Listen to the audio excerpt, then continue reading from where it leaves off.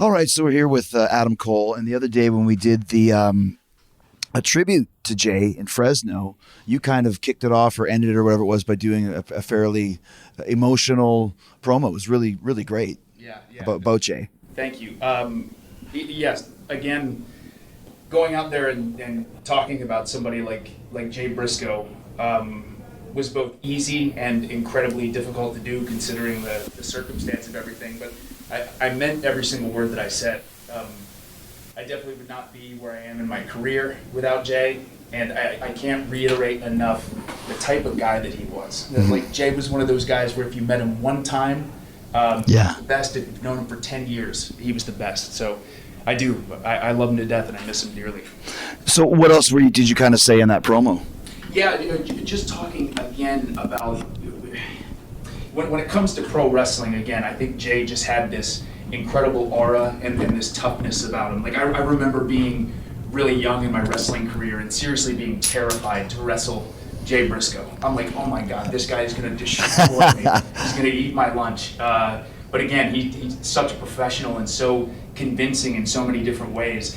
For me at the time, when I started in Ring of Honor and I won my first Ring of Honor World Championship, Jay Briscoe was my main opponent at that time. And it was like the first real feud with substance that I had, where I would go to the Briscoe families and I attacked Papa Briscoe, and we had this long-standing rivalry for a really long time. And I think getting to do that really established myself in a lot of ways in Ring of Honor. And truth be told too, seriously, like initially there wasn't a definite idea of how long I was going to be the Ring of Honor World Champion. And I mean this in more ways than one. If it wasn't for Jay, I don't think I would have held the championship for as long.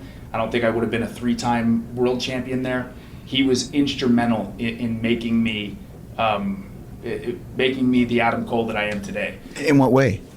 Just again, like bringing out this toughness about me and this authenticity, I think, in interviews. Like the dynamic between myself and Jay at that time was so strong. Like I would, at the time I was wearing suits and my hair was slicked back with the shades, and there was Jay with the camo on the Briscoe farm. It was just such a polarizing difference. Oh, gotcha. In our characters as far as in the ring goes. And again, he was one of those guys where he could have really, he could have, I don't want to say taken advantage of, but he was that veteran who everyone respected, and I would have done anything that he wanted. And he was so adamant about making sure I was presented like a star and treated like a star in these matches. He made me look like $1 million. Yeah, Jay Briscoe he's the best. He really is. A lot of people have said that, because I think obviously you think about the Briscoes as a tag team, for sure, as one of the best tag teams, if not the best.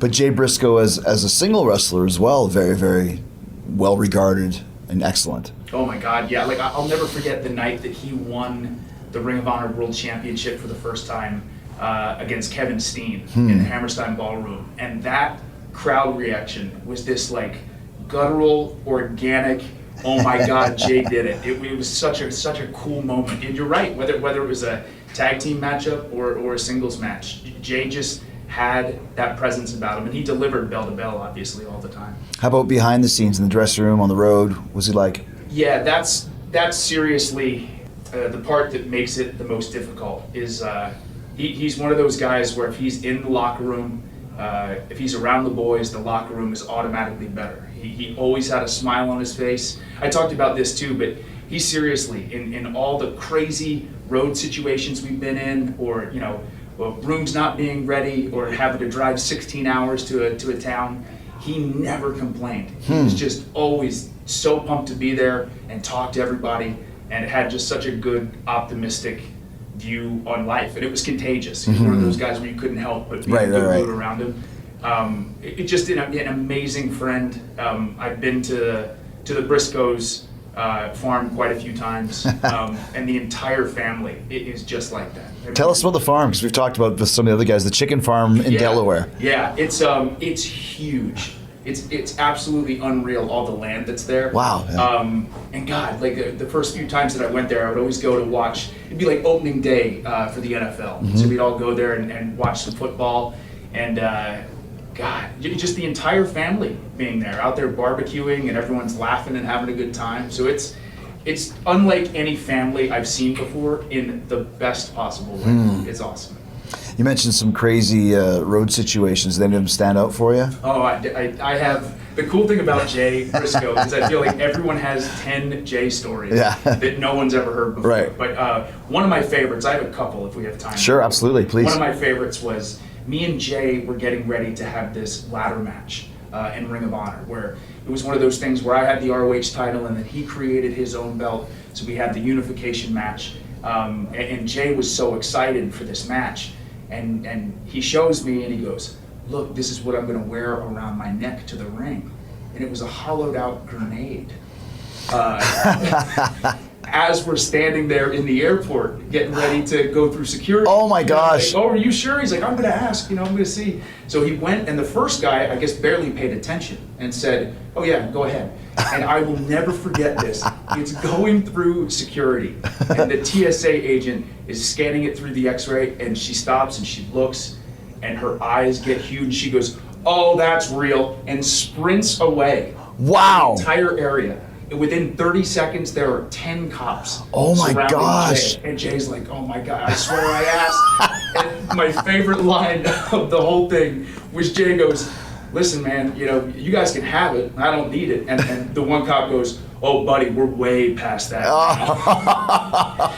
But eventually, they did understand that I guess the first guy owned up to it and said, no, I did tell him that he could bring it through. So then that guy, I think, got in huge trouble. Oh, I'm sure. He was let through, but he wasn't able to wear a grenade around his neck for a big. Oh, buddy, we're way past that now. Oh, we're way past that.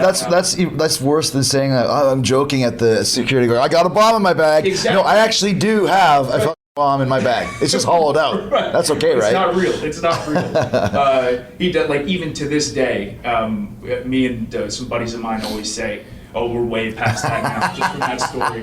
And another one is, it was super early in the morning.